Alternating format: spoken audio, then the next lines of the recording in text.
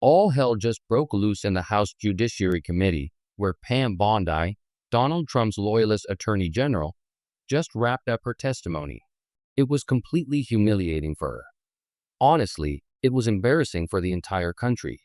Let me show you what happened. First, I'll show you Democratic Congresswoman Bondi questioning Pam Bondi. Watch as Bondi flails and tries to go on the attack against Bondi instead. Let's play this clip. Was the president aware? Please stop talking. It is not your time to ask questions. It is not your time. I'm reclaiming my time, Mr. Chair. One second. Time belongs to the gentlelady from Vermont. Was the president aware of Secretary Lutnick's ties to Epstein when he chose him to lead the Department of Commerce? Was he aware? Chris Malin was a Border Patrol agent. Okay, so I'm going to conclude that the president, in fact, did know about his ties because he was the next door neighbor. Shame on you. Oh, for goodness sakes. This is pathetic. This is pathetic, Mr. Chair. Will be in order. I am not asking trick questions here. The American people have a right to know the answers to this. These are senior officials in the Trump administration. These are senior officials in the Trump administration. This is not a game, Secretary. I'm Attorney General. My apologies, I couldn't tell. By 2008, we knew that Epstein was a convicted sexual abuser. And we now know that Lutnick went to Epstein's Island in 2012. How was that not a deal breaker for the president? And why aren't you asking questions of the Commerce Secretary about what he saw when he was at the island, which he lied about not ever going to? Why are you not asking these questions? Next, Congresswoman Ross questions Trump's Attorney General, Pam Bondi. Notice how Bondi claims she had no idea that Ghislaine Maxwell was moved from a facility in Tallahassee to Cushy, VIP-style treatment at a camp in Bryan, Texas. Sounds a lot like lying under oath to me. Let's play this clip. Does a convicted sex offender like Ghislaine Maxwell deserve special treatment and privileges in prison? Yes or no? Let me be crystal clear on this. No.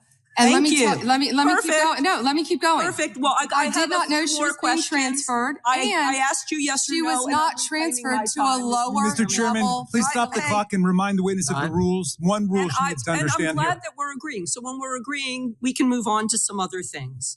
When but we're I not want you to agreeing. know that every time she does get these perks, and it's been publicly reported, that the folks she's abused, the survivors who are sitting here, they see themselves as being denied justice.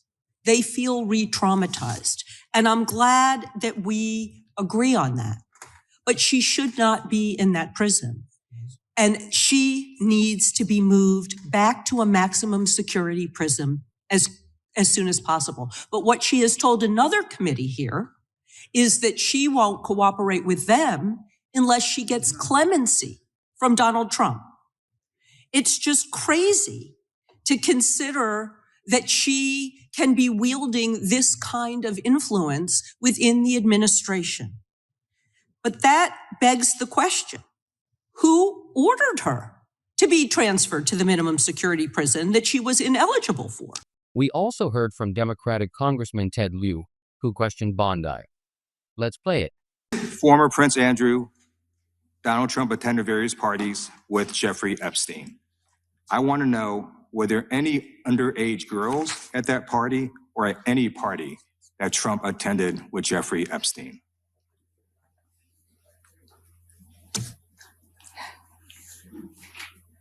This is so ridiculous, and that they are trying to deflect from all the great things Donald Trump has done. There is no evidence that Donald Trump has committed a crime. Everyone knows that. This has been the most transparent presidency. He's the one that asked that those files. I'm reclaiming my time.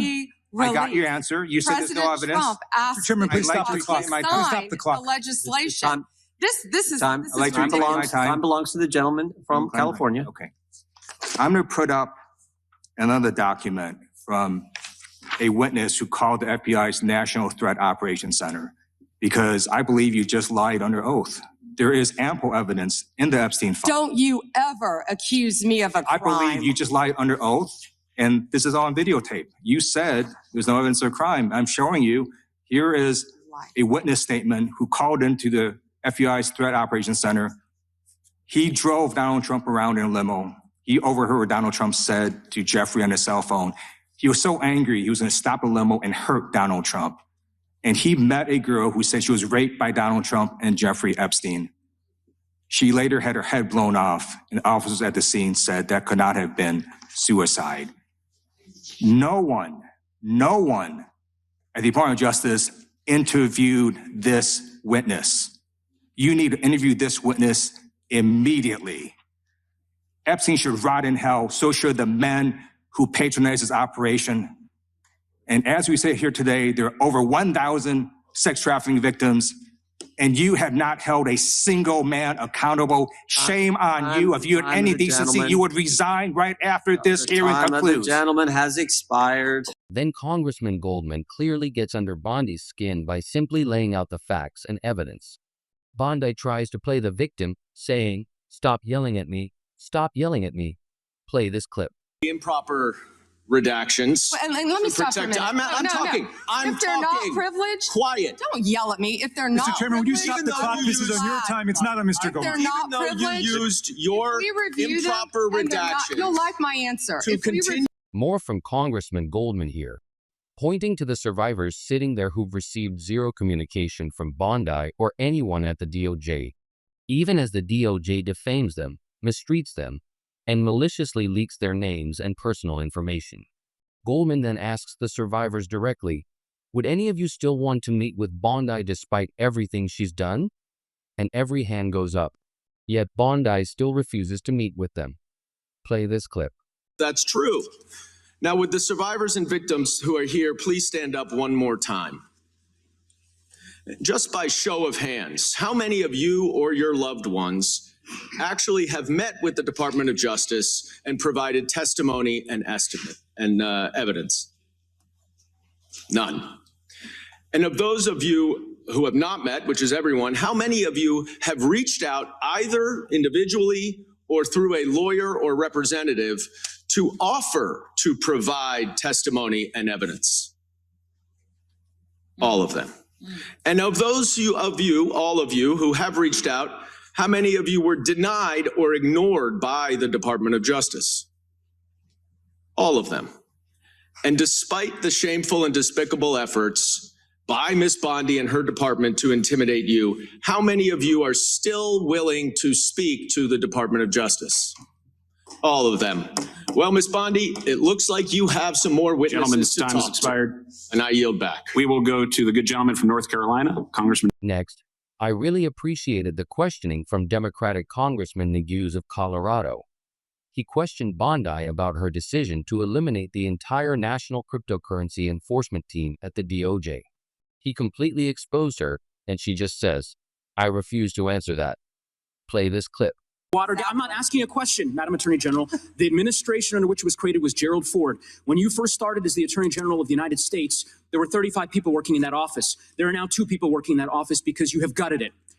How many people work for the National Cryptocurrency Enforcement Team in the criminal division today? Can I answer the question about Penn? I've asked you a question. How many You've people asked work? me a question, but you don't How want many the answer. people I'm work not for the gonna answer your National questions the way you Cryptocurrency want. Enforcement Team? You won't answer how many I'll people? answer Penn. You. Penn will not be you know what? weaponized. You know what? What's funny Madam about Attorney General, this? I'll say to the chairman. What's funny about Chairman, this? you know what the answer is? And I think I understand funny why the about Attorney General this? does not want to answer the question. Because you eliminated the National Cryptocurrency Enforcement Team last year. So I understand why you don't want to tell the American people who works there. Yeah, I No one understand works why there you don't want to anymore, talk about Madam Mohammed Attorney Solomon General. in So, your district. In any event, who I would- murdered people. Mr. Chairman, will you stop the clock so his time is not wasted by the... Answer the question. Because you eliminated the National Cryptocurrency Enforcement Team last year. So I understand why you don't want to tell the American people who works there. Yeah, I No one understand works why there you don't want to anymore, talk about Madam Mohammed Attorney Solomon General. in So, your district. In any event, who I would- murdered people. Mr. Chairman, will you stop the clock so his time is not wasted by I've the been witness? very generous with allowing. And here's Neguse again. Let's play this clip. I've asked, Mr. Chairman, are not trick questions. They're not gotcha questions. They're actually basic questions about how the Department of Justice functions and the unwillingness of this Attorney General to answer them in good faith. When a member of Congress asks, How many people work at the National Cryptocurrency Enforcement Team and the Attorney General refuses to answer it? It is not a coincidence. It's because she eliminated the team. Why? Because her boss, the President of the United States, is making money hand over fist, $1.4 billion over the course of the last year through cryptocurrency holdings. I think what is happening at the Department of Justice is a disgrace, Mr. Chairman, and I would urge you to gain control of this hearing. With that, I yield back the balance of my time. Yeah. Then Bondi tries to attack Republican Congressman Massey, who's working alongside Democratic Congressman Ro Khanna on the discharge petition. Watch as Bondi says, "Were you talking about Epstein before the last 4 years?" And Massey fires back, "You're the AG right now. Do your job and stop covering up a child sex trafficking ring." Play this clip right here. Did you ask Merrick Garland that the last 4 years? Did you talk about Epstein? I am reclaiming my time. I'm glad you're asking about Merrick Garland. You don't get to reclaim because time this when is you don't, bigger than when Watergate. When I don't answer a question the way this you goes want. over 4 administrations. You don't have to go back to Biden. Let's go back to Obama. Let's go back to George Bush. This cover-up spans decades, and you are responsible for this portion of it. And that's now, where the I want to know at what point did the FBI and the DOJ decide that Lex Wessner was not a co-conspirator? Because our Epstein Files Transparency Act requires you, please put it back on the screen, please, to release the internal decision about whether to prosecute him or not. And it's not in the files, and it's not in the files for any of these other men. Time of the gentleman has expired. May she answer? And then the gentleman can move to his next question. It's my time. Within 40 minutes, you asked me a question. Within 40 minutes, Wexner's name was added back. Within 40 minutes of me catching you red-handed. There was one redaction out where of he's over listed as a co-conspirator. and we invited you in. This guy has Trump derangement syndrome. He needs to get. You're a failed politician. You need to get on these matters. Chairman, please restore his time and remind the witness of the rules here. There is no credible information. Next, I'll show you Democratic Congressman Jamie Raskin asking Bondi a very simple question. Trump is essentially paying himself $10 billion by suing the IRS, and the DOJ is supposed to defend the IRS. So is the DOJ just going to hand Trump a $10 billion check straight from taxpayers? Bondi responds, "I can't answer that question." Play this clip. He's suing the IRS for $10 billion. He's suing the IRS for $10 billion, which I think is around 80% of its annual budget, because his tax returns were leaked, and they were illegally leaked by a private contractor who actually is in prison now, Charles Littlejohn, but he wants $10 billion. Now, well, I want to ask you the question of whether you think it would violate the domestic emoluments clause for you to settle that $10 billion case or any of the other claims that the president has made against the government. He himself has remarked, it's interesting because I'm the one that makes the deal, right? And he says, I kind of have to work it out with myself. Do you think it would violate the domestic emoluments clause for the president to work out a deal from people who are his subordinates under his unitary executive theory to get money in one of these cases? I'm not going to discuss pending litigation.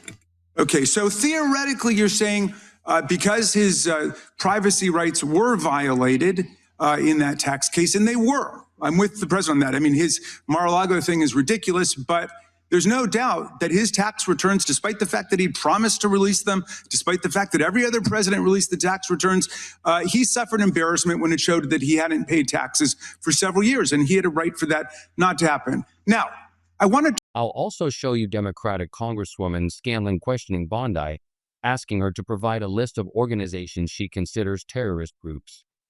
Bondi says, "I can't do that. I'm not going to do that." Play this clip. Providing this committee with any list of organizations that you have recommended be designated as domestic terrorist organizations. We will comply with the law in all matters. Will you commit to provide this committee with your list of entities that you recommend be designated as domestic terrorist organizations? I'm not going to commit to anything to you because you won't let me answer questions. Okay, well then we do understand that your current position is that you have a secret list of people or groups that you are accusing of domestic terrorism, but you won't share it with Congress. And I'd remind you that when the US government designates an entity as a foreign terrorist organization, it must report that to Congress and to the entity, because the government can make a mistake and the entity has the opportunity to contest it. So your position seems to be that if you falsely designate an American or an American organization as a terrorist group, there's nothing they can do about it. I think we get it. You don't want to answer the question. No, you don't get anything regarding public safety. Thank you. Nothing. Thank you for the insult. It's clear you didn't come to Congress prepared to answer questions that the American people have every right to have answered. But on September 25th, President Trump signed a memorandum known as NSPM 7, purporting to address domestic terrorism. But Americans across the political spectrum were immediately alarmed by the memo's blurring of the line between unlawful conduct and constitutionally protected speech and activity, as well as its call to investigate, prosecute, and dismantle groups that the president and Stephen Miller described without evidence as, quote, an organized campaign of radical left terrorism. Now, counterterrorism experts were further alarmed by the administration's singular focus on left-wing extremism, combined with the sudden deletion from the DOJ website of decades of research and law enforcement analysis, which had concluded that right-wing extremism poses the greatest terrorism threat to Americans. The president's memo broadly and vaguely links violent conduct to ideologies, and it targeted specifically anti-American, anti-Christian, and anti-capitalist beliefs, as well as, quote, hostility to so-called traditional American views on family, religion, and morality, end quote. President Trump has repeatedly and openly, however falsely, tried to brand his political opponents with these sentiments listed in his memo. But as you know, as a lawyer, holding beliefs that the White House disagrees with is not a crime.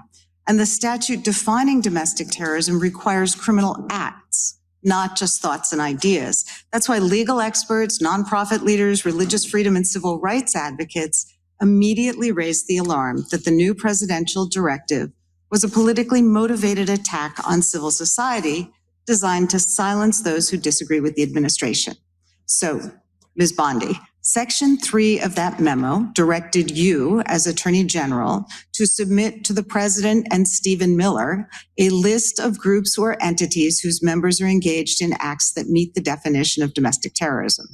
And then on December 4th, you directed the FBI to work with a variety of law enforcement entities to compile a list of groups and entities engaged in such acts by January 3rd, 2026, and to update that report every 30 days thereafter. So can we assume that you or persons under your direction at the Department of Justice have prepared that list of groups or entities who are designated as domestic terrorist organizations? And I just remind you, that's a yes or no question. Did you prepare the list? I'm not going to answer it yes or no, but what I will say is I know Antifa is part of that. I will talk to you about I'm that. reclaiming my time. I 5th, asked you whether you an Antifa member was arrested in Minneapolis federal court for my time. stalking. Did you They ask have a question list? and don't want an answer. The answer is yes or no. Time belongs to the gentleman from Pennsylvania. Gentle lady can proceed.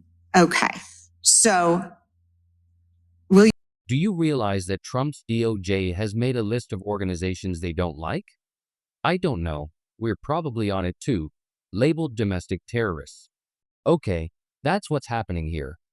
Great questioning from Scanlon. Next, I'll show you Attorney General Bondi claiming that Trump's name appears in the produced documents countless times.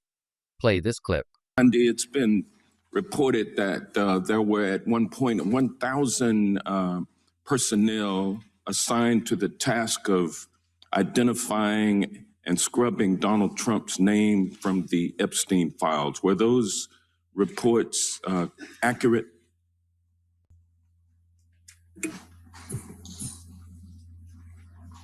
I believe his name has appeared countless times in the documents how that many have people were been released. assigned?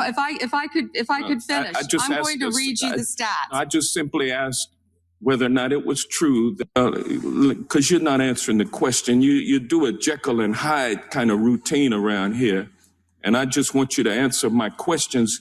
What does Jekyll and Hyde mean? Can you explain that? Well, it means you're nice to the Republicans and you turn like Hyde on Democrats. But let me ask you. Oh, I really love this moment where Democratic Congressman Moskowitz points out that Donald Trump's name shows up in the Epstein files more often than Jesus' name or God's name appears in the Bible. Then Moskowitz pulls out an actual Trump Bible. Watch this. Recently tells a House Oversight Committee that she wants clemency to release more names. Kash Patel under oath said Trump's name appears less than 100 times in the files. We now know that's not true. Trump's name appears more times in the Epstein files than God's name appears in the book about God. Okay, by the way, this is the Trump Bible. Move over, King James. Trump's name also appears more times in the Epstein file than Harry Potter's name appears in the 7 books about Harry Potter. Lutnick says that in 2008, he went to Epstein's home, says he had a massage table in the living room, that Epstein said he got one every day, that it was the right type of massage. He and his wife decide to leave and say they'll never be in a room with him again.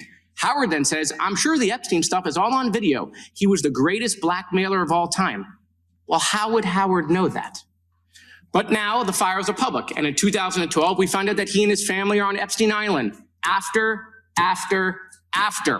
Epstein pled guilty to state charges.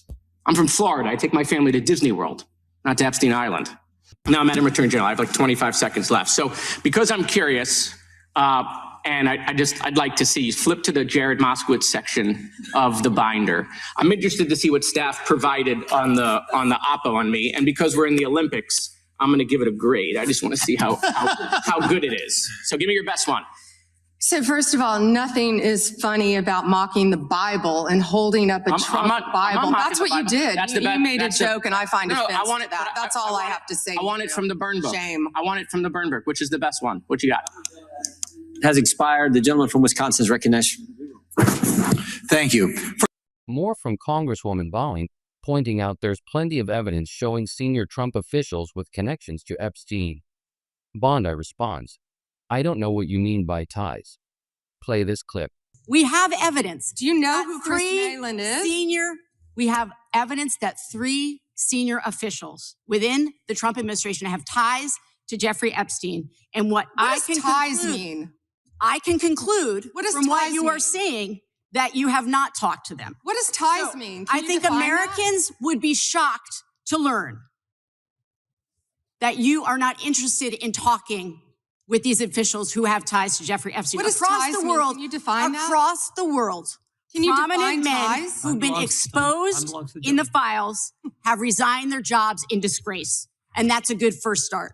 And that same Disgrace standard, is not saying the word Chris Malin. standard should apply here. And Americans want accountability. Who is Chris Malin? Was the president aware? Please stop talking. It is not your time to ask questions. It is not your time. I'm reclaiming my time, Mr. Chair. One second.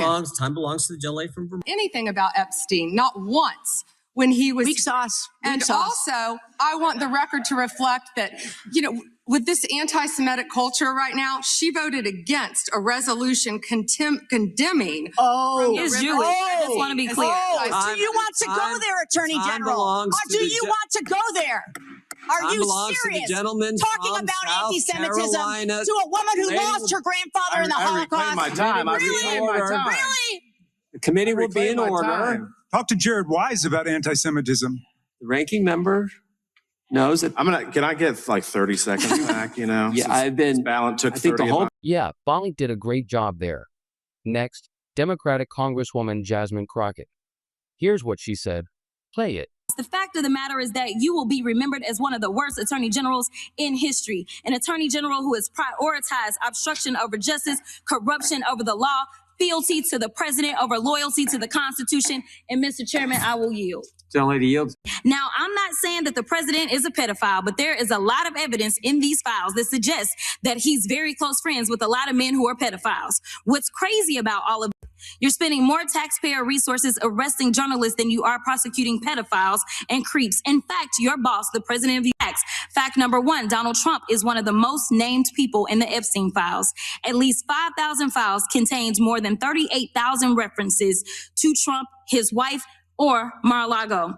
Fact number two, Jeffrey Epstein and Ghislaine Maxwell made young girls available to Trump on multiple occasions. For example, according to this file, Ghislaine Maxwell presented a young girl to President Trump who spent more than 20 minutes apparently flirting with her. Here's another example. This shows notes from FBI investigators that describe Jeffrey Epstein transporting a victim to Mar-a-Lago to meet with President Trump, where he bragged to Trump that, quote, "This is a good one." Now, I'm not. And then we put together this montage of Bondi's behavior, because honestly, it was completely unhinged. Take a look at this absolutely deranged behavior right here. Let's play it. One redaction out Where of he's over listed as a co-conspirator. 4,700, Okay. and we You know invited what? you Show in. the video. This guy has Trump derangement syndrome. He needs Show to the get. video. You're a failed politician. Yeah. I find it interesting that she keeps going after President Trump, the greatest president in American history. And if they could maintain their composure, you don't tell me. Yeah, I anything, did tell you because we saw what you did in the Senate. You're a lawyer, not even a lawyer. Committee will be in You're the rules. obsessed with Donald Trump. You have Trump derangement syndrome. All of you who participated in those impeachment hearings against Donald Trump, you all should be apologizing. You sit here and you attack the president, and I am not going to have it. I'm not going to put up with it. The Dow is over 50,000 right now. The S&P at almost 7,000. And the NASDAQ smashing records. Americans' 401ks and retirement savings are booming. That's what we should be talking about. Trying to intimidate and punish these ladies Your time is coming up. forward. There you have it, folks. Let me know what you think. Hit subscribe